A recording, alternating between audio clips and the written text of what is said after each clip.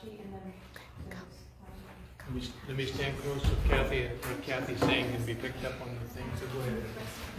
Recipe. What? We're done. I looked at the pizza quiche recipe. Oh, yeah. That was good. Did you guys have something? Yes. The recording is on. Huh? The recording is on. I don't care. Let it be on. We're just real people here. Okay, today's going to be a little bit different for a number of reasons. I'm going to start with a little sidebar, and then I'm going to do a little bit of a review, and then we'll get into this. But I'm getting ready to start on a subject that's going to take a whole class, and I don't want to split it up between two classes. So if I get finished with what I have planned as a preliminary, we're going to quit early, okay? Because I don't want to get into the middle of this subject that's going to take a whole class to do, because it's extremely deep. You remember back when we first started this, I mentioned that during the course of this, I'm probably going to say some things that you hadn't heard before, and some things that some folk might consider controversial. That's coming. That's the one that I'm going to wait. I'm going to wait until next week to start because of the nature of it. Once we get started, I want to be able to work our way through it. Anybody that knows me very well knows that I'm passionate about this book, and I want other people to be passionate about it as well. Kathy and I were talking about Bible study recently and talking about working through a book, and I said, I like teaching from a book. She goes, no, you don't. I said, yeah, this one. This is what I like to teach from. I'm not good at all at working through workbooks. We were at my sister's last night, and my sister-in-law came in with this tub. You may have seen some of them, full of books, all brand new. She goes and buys books and never reads it, never opens them. And she didn't have room for all of them, so she started giving them away. So we brought a whole bunch of them to church with this morning, and I went through last night and selected a bag or two of ones that I want. Max Lucado, one of my favorite authors of all time, and he's got some new books out. And Who is it? Max Lucado. Oh. I used to go to the bookstore and stand there waiting for his next one to come out. Oh. Come on, man. Gotta have something else out here. Just his titles were better than most books I've written before. 6 hours one Friday, description of the day of crucifixion. He still moves stones. Just profoundly good. So I went through and selected a bunch of those, and then we brought a bunch of them, put them out here for people to just go. They're brand new. Oh, that's awesome. Probably the one time they've been opened is when she first got it and picked it up. Oh, that's good. And she buys them, takes them home, and doesn't read them. So she gives them away. What she does is she blesses somebody with her. But this is the book about which I'm passionate. And I want other people to be too. And it's my concern that even people that read the book regularly read it at such a surface level. They just miss so much. So I want to start this morning by just telling you a couple stories out of the Old Testament from two of my favorite. Who's your favorite Old Testament character? Halo? There's no right or wrong. Halo? Yeah, you can't count. I like Deborah. Marichelle Hashbash. That's what Just because he knows how to say That's it. what I named my dog in Vietnam. I'm serious. I had a dog in Vietnam, and my friends go, "You're a man of the Bible. Why don't you give him a biblical name?" I said, "Okay, we'll call it Marichelle Hashbash." And we just called him Mayor for short. Joseph. Marichelle Hashbash. Which favorite Old Testament character? Joseph. Joseph? Yeah, that's a good one. Proverbs 31 woman. The Proverbs 31 woman. Whatever her name was, we don't know. Yeah, okay. Daniel. Moses. Moses is good. I like Moses Deborah. Deborah? And Isn't it Jael. interesting And that Jael. the women gave us women's names? Isn't JL the one that I did the did it. 10th? Huh? Yeah. Jael? JL. Drove the stake to Sister Because we Rosina. know how to take them out, Yeah, the enemy. they're all great. The one character in the Old Testament that I cannot identify with personally is Daniel. Nothing. He's as far as I know, he's the only person in the Bible about whom nothing bad is ever said. I love Daniel. No negative comments about Daniel. And not only does this guy have it all together in every area of his life, apparently he was also the best looking guy in the kingdom. Kind of like Brad Pitt with brains or something, you know. I can't identify with Daniel. No, he doesn't. Troublemaker. Yeah, but they're all there. Joseph, Joseph, Moses, all of them. But two of my favorite Old Testament characters are Elijah and Elisha. I love the stories of Elijah and Elisha. So we're going to look at one each of those. Elijah, in 1 Kings chapter 18, we have the account of the duel of faith with the prophets of Baal. Right? There are some things in there that if you're not reading carefully, you'll miss. Hey. Hi. Oh, I thought this was apologetics. Sorry. It is. Welcome. You're in the right place, and you don't have to apologize.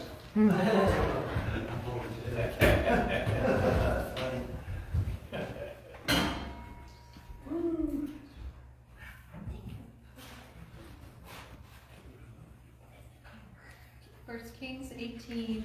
1 Kings 18. This is the story. This is the place where we have the Elijah and his duel of faith with the prophets of Baal. And there's just in the very beginning, it's just funny. Because Elijah sees Obadiah and he says, go tell the king that I'm here. He goes, no, I'm not going to do that because as soon as I go tell the king that you're here, you're going to disappear. You're going to go someplace else. And then the king's going to kill me. What have I done? I'm a good guy. I like you. He said, no, I promise. I'll hang around. So he does. Then we get down to where they come all together. All the prophets of Baal come. And Elijah is taunting them. Elijah came to all the people and said, how long will you halter between two opinions? If the Lord is God, serve him. Baal, and serve him. The people answered him not a word.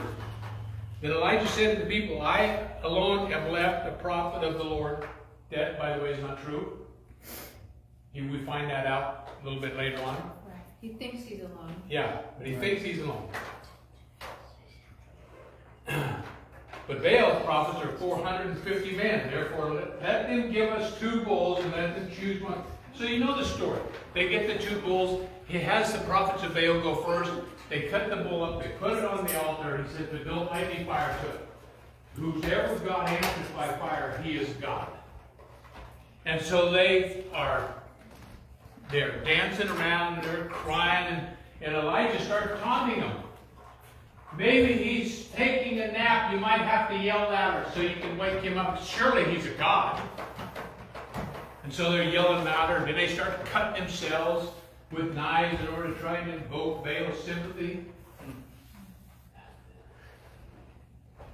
So Elijah says, okay, it's my turn.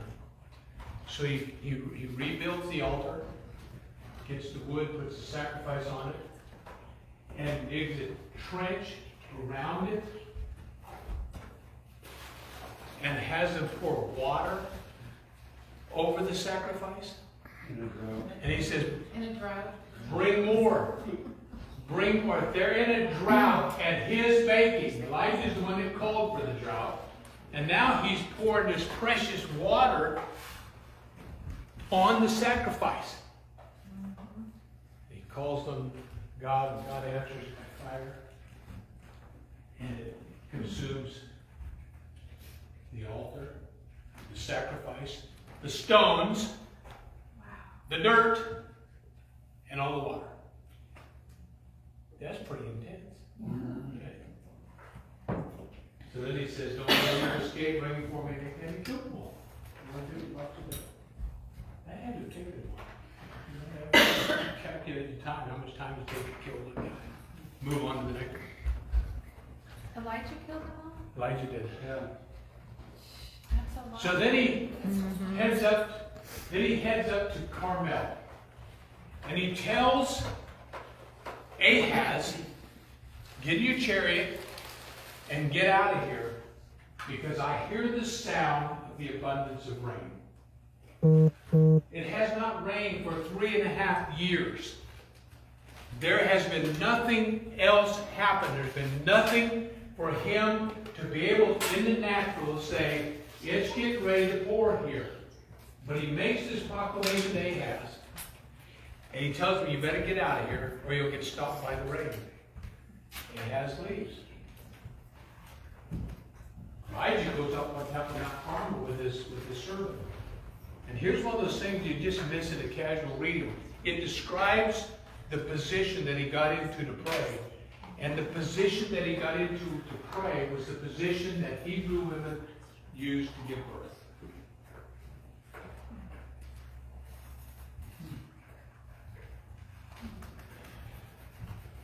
The point of that we need to grasp is when you are going after something, that's the position you need to take, at least mentally and emotionally. There are some others here. Once you start that process, can you get tired and quit? No. No turning back. There's no turning back.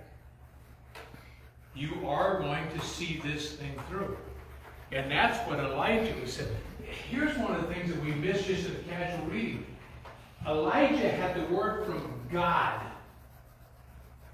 that it was going to rain. But he still had the responsibility to get in the position of prayer and pray that thing into existence. There's too many times in our Christian life that we'll get a word from God and we just think, okay, that's cool, that's going to happen. Yeah, maybe. We know that every word from God is God's intention. That's what he wants for us. But whether or not it happens often is up to us. It's up to us. Are we willing to do what Elijah did and pray that thing into existence and not give up? He sent his servant. He says, go look out. Go look out over the water. Tell me what you see. He comes back with nothing. They go again. Nothing. 7 times he sends him to go look out over the water. And he comes back 6 times with the same answer. Nothing. Nothing, boss. Nothing. The 7th time he comes back, he goes, there's a cloud the size of a man's fist. And Elijah says, we better get out of here or the rain is going to stop us. Faith? Faith? Yeah. Cloud the size of a man's fist is going to produce such an abundance of rain that we are not going to be able to get down off this mountain if we don't go now. And then another one thing we miss, it says that Elijah went in the power of the Lord. He tucked his cloak into his belt. There's a message there. Don't trip over your own anointing. Whoa. What's the message? Say it again. Don't trip over your own anointing. So he tucks his cloak into his belt. And the word says that he outran Ahaz and his chariot back to Jezreel. Wow. Folks, it's 31 miles from Carmel to Jezreel. Whoa. 31 miles. And for 31 miles, Elijah's hoofing it along with his coat tucked into his belt so he doesn't trip, and outruns the horses for 31 miles. Fastest marathon ever run. Absolutely. Yeah, more than a marathon. I can't outrun my horse 10 steps. So it's 31 miles. The other story is the 2 Kings. This is about Elijah and Elisha. And I love this story. Because there's something in here that What most chapter, people George? miss. Huh? 2. 2 Kings chapter 2. And it came to pass when the Lord was about to take up Elijah into heaven by a whirlwind, that Elijah went with Elisha from Gilgal. And Elijah said to Elisha, "Stay here, please. The Lord has sent me on to Bethel." You'll see a little bit further in the reading how critically important that was. He said, "Stay here, for the Lord has sent me to Bethel." And Elisha says, "As the Lord lives and as you live, I will not leave you." So they went down to Bethel. Now the sons of the prophets who were at Bethel came out to Elisha and said to him, "Do you know that the Lord will take away your master from over you today?" And he said, "Yeah, I know. Shut up. Talk about it." I didn't see shut up in there. You did the wrong translation.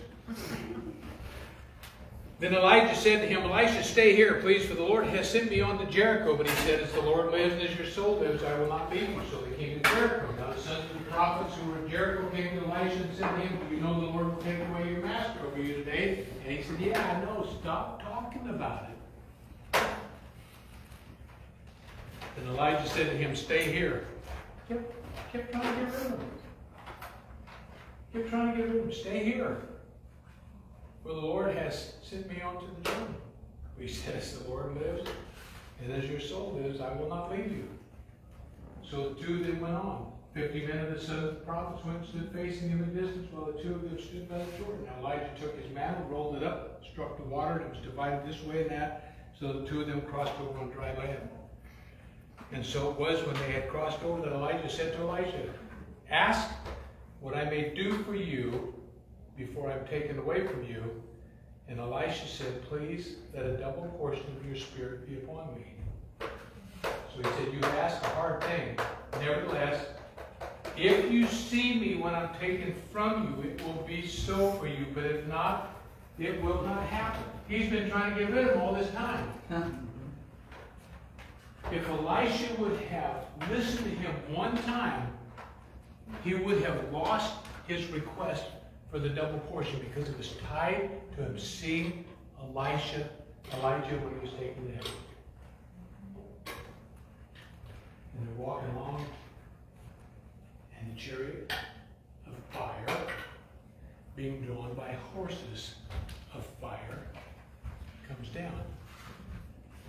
Remember the old spiritual we had? "Swing low, sweet chariot. Come for to carry me home, swing low, sweet chariot." That's a neat song. It's not true. It's not accurate. It's not. Come here, I need you guys. Okay.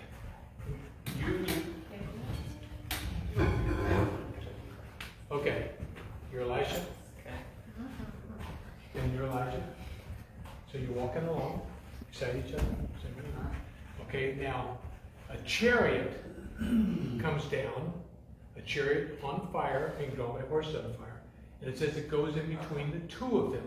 So you're going to be like this far away, and he's over here. Now let me ask you, if you're either one of these guys, if you're Elisha, then you're Elisha. If you're Elisha and this happens, what are you going to be looking at? The chariot on fire and horses on fire. How could you not? How could you look at anything else except this event? However, if Elisha had been looking at the horses, he would not have got his blessing, because Elijah did not go up in a chariot, he went up in a whirlwind.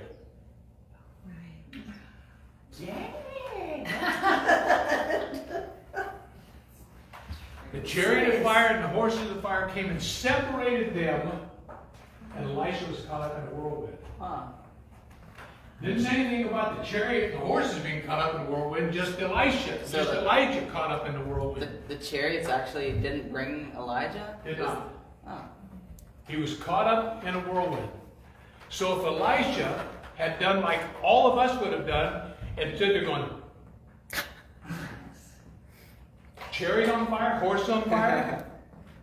Yes. What else are you going to look at?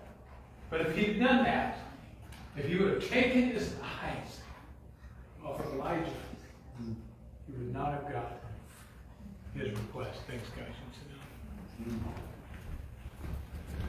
The double portion of the spirit of Elijah rested on Elisha. And you can look through the Bible for yourself. Elisha performed exactly twice as many miracles as Elijah did. Double portion. The double portion. Why am I telling these stories? Because it's there in the Bible for you. Read it. Yeah. Search it out. Don't just make a casual reading. Oh, that's a cool story. You probably half of us are reading, well, that couldn't happen. I have a question. Yes. Because I don't know, I'm just, this is totally, do you think Elijah was a type of Christ? Because Jesus did say that we're going to do more miracles. He was also taken up. Could be. An ascension. I don't know. Just, Yeah. I never Could had that be. visual. The Old Testament's before full of just types now. and shadows. Mm. It could be. Yeah. I believe my theology says that we're going to, Elijah and Enoch are both going to be here again. Because they're the only two people that didn't die. The only two people in the Bible that didn't die. If you look over to the book of Revelation, you see these two witnesses that have not died, that are now here, and they get killed. The Bible says one of the men must die. Yeah, read your Bible. Be passionate about that book. Open that up and say, okay, God, what do you have for me to see that I've not seen before? And I love the fact that the first thing Elijah did, as Elijah is being taken up into heaven in the whirlwind, his mantle falls back to the ground. And Elijah goes and picks it up, walks back to the Jordan River that they just come across. He rolls it up. Whack! Where's the God of Elijah? And the Jordan parted. And they walked. And they walked. Yeah. You understand we live in what's called the New Covenant? All this stuff is Old Covenant stuff. But the Bible says that the New Covenant is better than the Old Covenant. So we ought to be doing this stuff. We should be having these kinds of nice experiences. You think it would get the attention of the people in your world? Whack! Read your Bibles. Be passionate about that book. All right.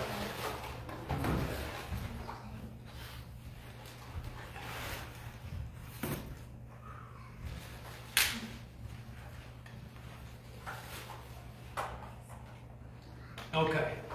I want to do just a little bit of a review.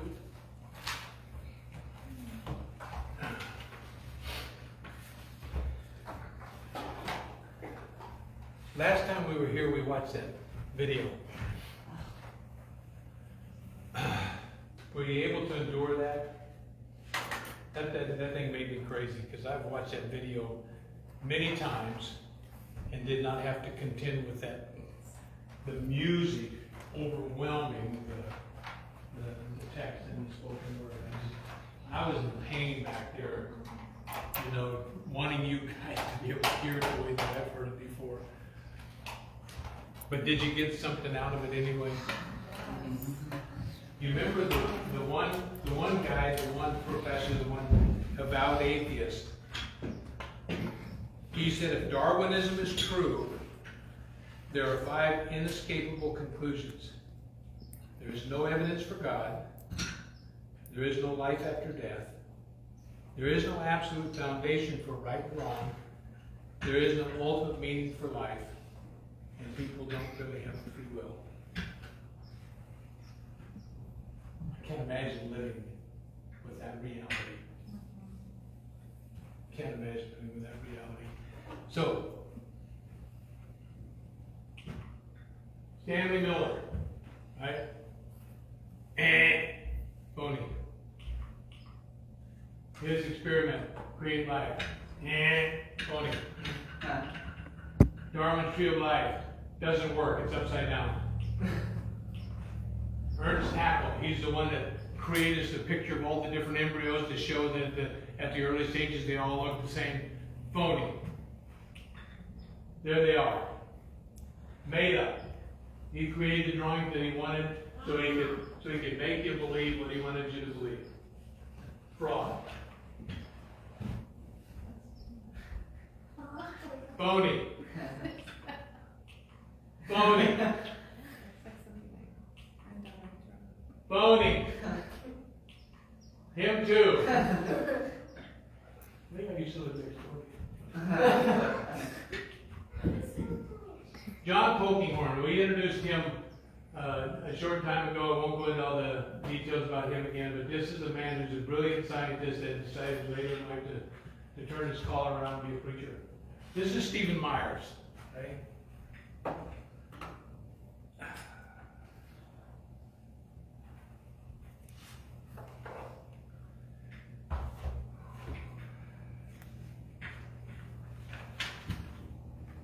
Stephen Myers, an American think tank executive officer. Remember I told you at the very beginning I was going to introduce you to these 18 absolute brainiacs so you could use them for references down the road. Meyer graduated with a degree in geology from Whitworth College, worked as a geophysicist with the Atlanta Richfield Company. After attending a creationist conference, he became increasingly interested in origin and rejected the evolutionary creationism which he had previously believed. He won a scholarship from the Rotary Club of Dallas to study at Cambridge, got his PhD in history and philosophy. Graduating, he taught at Whitworth College. Just on and on this guy's credentials go. On the Christian Apologetics of C.S. Lewis and Opposed to Materialism, he was founded as a branch of the Hudson Institute. Myers was a member of the Ad Hoc Origins Committee formed by Philip Johnson, response to J. Gould Devastate. On and on it goes. Just information to show you these guys know what they're talking about. Okay, these guys absolutely know what they're talking about, and they all are talking about how Darwinism is absolutely bankrupt. There's no reason for any thinking person to ever believe in Darwinism. William Lane Craig, this guy's one of my favorites. William Lane Craig, American philosopher. He's an apologist that goes into hostile environments. This is fun for me because, for the most part, everybody agrees. I'm not looking out over a sea of faces of hostile people that think I've lost my mind. Well, you may have looked at this. Someone else. As a philosopher, Craig has defended Christian theism both at the popular level and in academic publications. He is often credited with reviving the Kalam cosmological argument. We're going to talk about that in just a minute. For the existence of God, which argues for a first cause. Okay? First cause. Cosmology, remember when we started just a few weeks back, we talked about, we're going to look at design versus chance. Okay? This is one of those aspects of design. Cosmology is defined as the science of the origin and development of the universe. Stephen Myers says, some claim science and faith are fundamentally at odds. Others have said science and faith represent two separate and distinct realms that don't and can't interact with each other. However, I believe that scientific evidence actually supports theistic belief. In fact, across a wide range of sciences, evidence has come to light in the last 50 years, which taken together provide a robust case for theism, for only theism can provide an intellectually satisfying causal explanation for all this evidence. A lot of words to say that everything out there points to intelligent design, and the intelligent design has to have an intelligent designer. You know him as God, intelligent designer. I love this. Listen carefully to this. This will blow your mind. Don't ask me how I know. I don't know how they know. Nobel Prize winning physicist Steven Weinberg says in the beginning, you ever seen that Big Bang Theory? The TV program called Big Bang Theory? There's actually a TV program called The Big Bang Theory. You know, that's one of the so-called explanations for the beginning of life, the Big Bang Theory. Steven Weinberg says in the beginning there was an explosion. Not an explosion like those familiar on Earth, starting from a definite center and spreading out to engulf more and more, but an explosion which occurred simultaneously everywhere, filling all space from the beginning with every particle of matter rushing apart from every other particle. Within the tiniest split second, the temperature hit 100,000 million degrees centigrade. That's not hot. That's warm. 100,000 million degrees centigrade. The matter rushing apart consisted of such elementary particles as negatively charged electrons, positively charged positrons, and neutrinos, which lack both electrical charge and mass. Interesting, there was also protons. The universe, he said, was filled with light. In the beginning, God spoke. Do I believe in the Big Bang Theory? I do, but not the way they describe it. I believe God said it and bang, it happened. That's the Big Bang Theory that I believe in. This is what he's describing for us here. William Lane Craig explains to us the Kalam cosmological argument. It's an argument that actually traces its development to the medieval Islamic world. They too believe that the universe had a beginning. It comes to us in the form of three simple statements. Whatever begins to exist has a cause. The universe began to exist, therefore the universe has a cause. It seems pretty simple, doesn't it? It's hard to imagine that people actually want to argue against this. Step one, whatever begins to exist has a cause. This premise is obvious. The idea that things can come into being out of nothing is worse than magic. At least when a magician pulls a rabbit out of a hat, there's a magician in the hat. But in atheism, the universe just pops into being out of nothing with absolutely no explanation at all. Once people understand the concept of absolute nothingness, it's simply obvious to them that if something has a beginning, that it could not have popped into being out of nothing, but must have a cause that brings it into existence. We certainly have plenty of proof of the truth of this premise. We never see things coming into being uncaused out of nothing.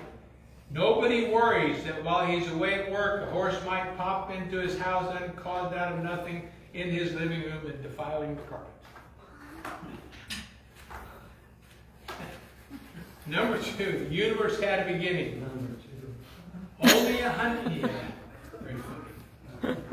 Only 100 years ago, this was the most problematic of the three steps. Since the time of the ancient Greeks, it was assumed that the entirety of the material world was eternal. This was the point in time in which it appeared that the Bible and science were definitely at odds. Science said that the universe had always been here.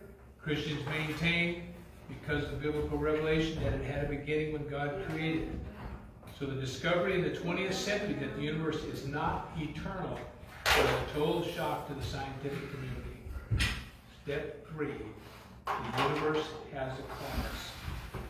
Modern astrophysics and astronomy have dropped into the lap of Christians the premise that makes God's existence undeniable. Makes his existence undeniable. Given that whatever begins to exist has a cause, and that the universe began to exist, there must be some sort of transcendent cause for the universe. Even atheist Kai Nielsen said, suppose you suddenly hear a loud bang and you ask me what made that bang, and I reply, nothing, it just happened. You would not accept that. And if a cause is needed for a small bang like that, then it's needed for the big bang as well. This is an inescapable conclusion, and it's a stunning confirmation of the millennial-old Judeo-Christian doctrine of creation out of nothing. That from an atheist. He just pulled out the rug on which he was standing. He said, you can't deny it. I don't believe it, but you can't deny it. But it's had to happen, but you can't deny it. Craig ended his discussion about cosmology by saying, certainly there have been earlier ages when the culture was more sympathetic toward Christianity. But I think it's indisputable that there has never been a time in history when the hard evidence of science was more confirmatory of belief in God than today.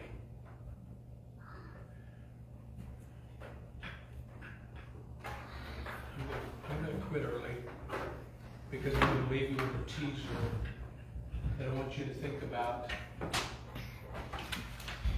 I'm going to ask you to do something, and that is, don't talk to anybody else about it. What I'm going to tell you, I don't want you discussing among yourselves. I want you to think about it on your own, or I want you to think about it on your own. Okay? And then when we come back next time, we're going to jump into the middle of this. And I'm probably going to blow your mind with some of the things that I say. You still have to love me. We're still all Christians. We're on our way to heaven. If you think I've lost my mind. But just understand this. There's nothing in the Bible that says it took God 6 days to make the earth. Doesn't say it. There's nothing in the scripture that says it took 6 days for God to make the earth. And next time we come together, I'll prove it to you. Okay? So think about it, study it, research it, do whatever you want. Just go talk to each other about it. Because I want to know what you think, and what you think, and what you think, and not what together. Fair enough? All right. I'm done for today. Okay, when is the next class? First Sunday in First Sunday in November. November, which is So the first Sunday in November, which I believe is the 6th. 6th, I think. So 6th of November, Sunday, next class. 6th of November, next class. 1:30. Right here. Be here. What's the date? 6th of November. November 6th. Okay, thanks. I think it takes more faith, honestly, to believe in the Big Bang Theory and Darwinism than to believe Oh, in of God. course. But can you, the video that we watched last week, just in case there's people here that didn't get to see it all, like myself, could we get a link for that to watch? Is it YouTube? I think or- it's on Netflix. Oh, it's Is Netflix. it? It's Okay. called, what's So it? good. Right here. You can hold it up to the camera. It's called Expelled. Oh, okay. No intelligence allowed. Here, hold it up here. Hold it. I'm old. You move the camera. So, expelled, For everyone to watch. no intelligence allowed. Okay. You weren't here last week, I showed, or last time. Yeah? I showed this video last time, I'm interested in it. but we had a problem with the sound. Oh, okay. Yeah. Like it might be So- better to watch it on your own. Yeah. Yeah, watch On it your on, watch it on your own computer. TV. Yeah. Yeah. It was excellent. I'm pretty sure you can watch it on Netflix or Prime, YouTube. It's been a few different things. It's been out for a while now. Probably YouTube. Yeah, maybe.